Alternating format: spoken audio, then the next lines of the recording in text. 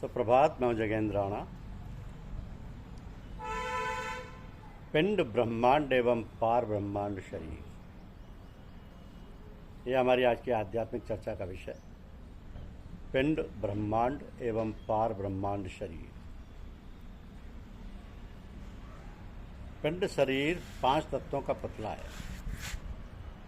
छित जल पावक गगन समीरा, पंच रहित यह अधम शरीरा। छित जल पावक गगन समीरा, पंच रहित यह अधम शरीरा। तो सर्वप्रथम शब्द तत्व है जिसका रूप आकाश है। मनुष्य के स्थूल शरीर अथवा पिंड शरीर में आकाश तत्व कंठ में विराजमान है, जिसकी अधिष्ठात्री दुर्गा है। इसके नीचे उतरकर पंच तत्वों का दूसरा अंश वायु तत्व है। मनुष्य के पिंड शरीर में इसका स्थान हृदय चक्र है, जिसके अधिष्ठाता सिद्धि है। पंच तत्वों का तीसरा अंश अग्नि है, जिसका स्थान नाभि चक्र में है, जिसके अधिष्ठाता विष्णु है। तत्पश्चात पंच तत्वों का चौथा अंश जल है, जिसका पिंड शरीर में स्थान जनेंद्रिय चक्र में है, जिसके अधिष्ठाता ब्रह्मा है। पंच तत्वों का पांचवां अंश मिट्टी तत्व है, जो पिंड शरीर में इसका स्थान गुदा चक्र में है, जिसके अधिष्ठाता प्रथम पूज्य गणेश जी हैं। इन पांचों तत्वों का मूल तो शब्द ही है, जो मालिक के कुल के चरणों में प्रकट होता है। इस प्रकार पिंड शरीर की रचना इन तत्वों से हुई। तो मनुष्य को इन तत्वों के अधिष्ठाताओं की पूजा करनी चाहिए और उनका ऋणी होना चाहिए। ये पांचों तत्वों के अधिष्ठाता हमारे पिंड शरीर की रक्षा करते हैं और हमें सुअवसर देते हैं कि हम इस पिंड शरीर में सुरक्षित रहकर संत सतगुरु के चरणों में रहकर संत सतगुरु का सत्संग करें और अनंत संत सतगुरु से सतनाम का दान प्राप्त करें और सूरज शब्द योग की कमाई द्वारा निज रूप का ज्ञान प्राप्त करें। इसलिए हमें इन देवताओं का परम ऋणी होना चाहिए। अब तत्व तो हो गए शब्द वायु, तत्व तो हो गए आकाश वायु अग्नि जल मिट्टी। गुण हो गए शब्द स्पर्श रूप रस और गंध। तो हमारे इन शरीर में 5 तत्वों के गुण भी मौजूद हैं। फिर जो ब्रह्मांड शरीर है वो कहता है कि रैन समाना भानु में, भानु आकाश हिमाई। आकाश समाना शब्द में, शब्द पर एक अचुनाई। यानी संत सतगुरु ने दया करके पिंड शरीर के 6 चक्रों को छुड़वाया। ब्रह्मांड शरीर का द्वार भूमध्य चक्र है, जिसके कई नाम हैं, जैसे आज्ञा चक्र, शिवनेत्र, रुद्राक्ष, तीसरा तेरस पिंड से ब्रह्मांड में प्रवेश करने का द्वार। यति झीना प्रवेश द्वार है। इसमें से प्राण वायु उलटकर सुषुम्ना नाड़ी के अंतर में ऊपर चढ़ती है। वहीं ब्रह्मांडी मन का वासा है।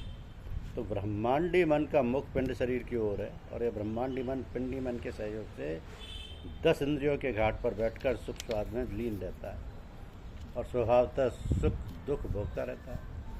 तो पिंडी मन का स्थान हृदय चक्र के मध्य में ही है। पिंडी मन को खुराक ब्रह्मांडी मन से मिलती है। सुरत सत्पुरुष का अंश और शब्द से निकलती है। तो शब्द की उत्पत्ति पार ब्रह्मण शरीर के सतलोक चक्र के अधिष्ठाता सत्पुरुष से हुई और इसी शब्द के साथ ही प्रकाश की उत्पत्ति हुई। पंच तत्वों का अवतार क्रमानुसार ऊपर शब्द से उतरकर कंठ चक्र में आकाश, हृदय चक्र में वायु, नाभि चक्र में अग्नि, जनेंद्रिय चक्र में जल और गुदा चक्र में मिट्टी है। तो मृत्यु के समय में ये 5 तत्व क्रम से नीचे से ऊपर के तत्वों में विलीन होने लगते हैं।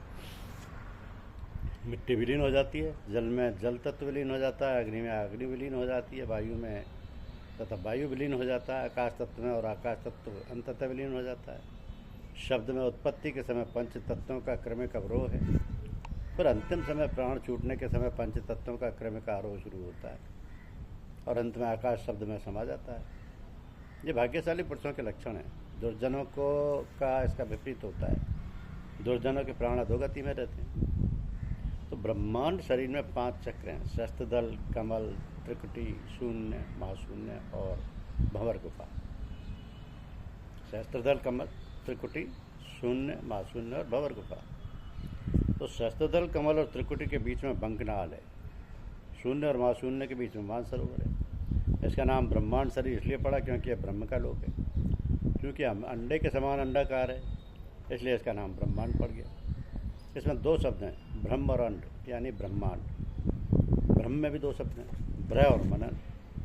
तो ब्रह माने बढ़ना और मनन माने सोचना। जिसमें बढ़ने और सोचने की शक्ति है वो ब्रह्म है। ब्रह्मांड में कोई तत्व ऐसा नहीं है जिसमें बढ़ने और सोचने की शक्ति ना हो। तो ब्रह्मांड में दो अंश हैं, प्रथम सत्पुरुष की धारा और दूसरा काल पुरुष का अंश। इसे द्वंद्व कहते हैं। ये द्वंद्व भंवर गुफा से उत्पन्न होता है। भंवर गुफा चक्र में काल पुरुष की उत्पत्ति हो जाती है। तो इस ब्रह्मांड की रचना में सर्वप्रथम काल पुरुष ने त्रैत अर्थात 3 का विस्तार किया, जिसके फलस्वरूप त्रिकुटी की रचना हुई, सतोगुण, तमोगुण, रजोगुण। ओम ध्वनि में भी 3 ध्वनियाँ हैं, आ उ म। तदय ब्रह्मा विष्णु महेश सूक्ष्म रूप से त्रिकुटी में विराजमान है। तो ध्यान देने की बात है कि पिंड शरीर में भी ब्रह्मा विष्णु महेश स्थित हैं, किंतु पिंड शरीर में तीनों देवता स्थूल रूप में विराजमान हैं। ब्रह्मांड शरीर में ऐसा नहीं है। ब्रह्मांड शरीर के मध्य भाग त्रिकुटी में तीनों आदि शक्तियाँ सूक्ष्म रूप में विराजमान हैं। तो कार्य क्षेत्र तो इनका भी यहाँ अलग अलग है, मगर तीनों का विचित्र मिश्रण भी है। सूक्ष्म मन की उत्पत्ति यहीं से है, जिसके प्रभाव से कोई बच नहीं पाता। मनुष्य शरीर के कार्यकलाप और विशेषताएं इस मन के ही लक्षण हैं। मन एवं मनुष्याणाम कारण बंधुम मोक्षयो। मन के कारण ही मनुष्य बंधन में फंसता है और मन के द्वारा ही मनुष्य मोक्ष के द्वार की ओर अभिमुख होता है। कबीर कहते हैं, मन रे अब की बार संभालो। सतोगुण, तमोगुण और रजोगुण मनुष्य की आत्मा को बांधते हैं।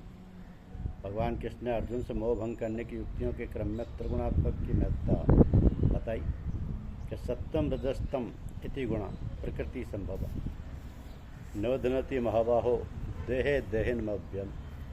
भगवान श्री कृष्ण अर्जुन को संबोधित करते हुए कहते हैं कि अर्जुन, सतोगुण, रजोगुण और तमोगुण प्रकृति से उत्पन्न होते हैं और तीनों गुण मनुष्य की आत्मा को आवागमन के चक्र में डालते हैं। ये तीनों गुण मनुष्य को शुभ और अशुभ कर्मों में फंसाते हैं। तो अशुभ कर्मों के कुफल से तो मनुष्य बच नहीं सकता, अधोगति में जाता ही है, किंतु शुभ कर्मों के करने वाले व्यक्ति भी आवागमन के चक्र से बच नहीं सकते।